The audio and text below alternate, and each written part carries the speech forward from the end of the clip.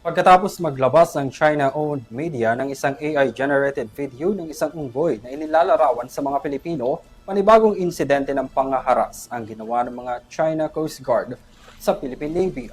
Nangyari ang insidente sa Ayungin Shoal kung saan pinagpapalo mga Pilipinong sundalo na ikinasugat nila.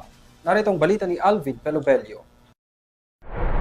Mariing kinundina ng gobyerno ng Pilipinas ang violente at unlawful na hakbang ng China Coast Guard personnel laban sa Philippine military personnel na nakaistasyon sa BRP Sierra Madre sa Ayungin Shoal na malinaw na bahagi ng Exclusive Economic Zone ng Pilipinas. Ayon sa National Task Force on the West Philippine Sea, pasado alas 9 ng umaga, nitong July 20, nang nagpadala ng Regional Hull inflatable boat ang China Coast Guard vessel 21560 at lumapit ito sa BRP Sierra Madre.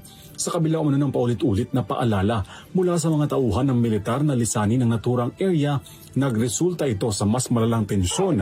Imbis na lumayo, hinampas ng bato ng Chinese personnel ang tauhan ng Philippine Navy habang sakay ng inflatable boat. Nagtamo ng sugat sa ulo ang isang tauhan ng Philippine Navy pero agad itong nilapatan ng paunang lunas. 2 tauhan ng Navy ang nasugatan at nasira ang inflatable boat.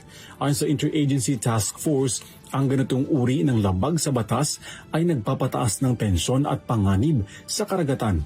Git pa ng ahensya, patuloy ang pagtalima ng mga tauhan ng militar na nakabase sa Ayungin Shoal sa kanilang mandato.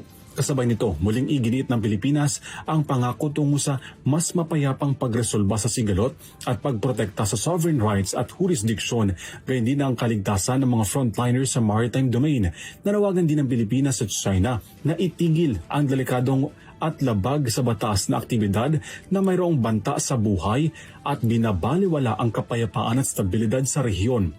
Sa isang pahayag, sinabi ng Embahada ng China sa Manila na iligal ang presensya ng mga tauhan ng Philippine Navy sa Ayungin Shoal at iginit ng Beijing na bahagi raw ng kanilang regular na pagpapatrolya ang presensya ng CCG personnel sa bahagi ng karagatan na sakop ng West Philippine Sea.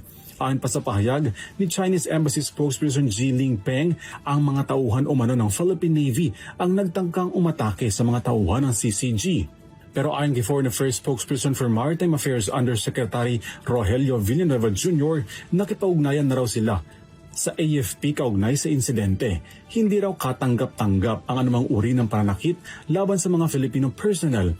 Maghahain umano ng nararapat na diplomatikong protesta ang DFA kaugnay rito, kasabay ng pag-iit na mananatili ang Pilipinas sa pagprotekta sa kaligtasan at well-being ng mga Filipino na nakaistasyon sa BRP Sierra Madre na ginagawa lamang ang kanilang responsibilidad.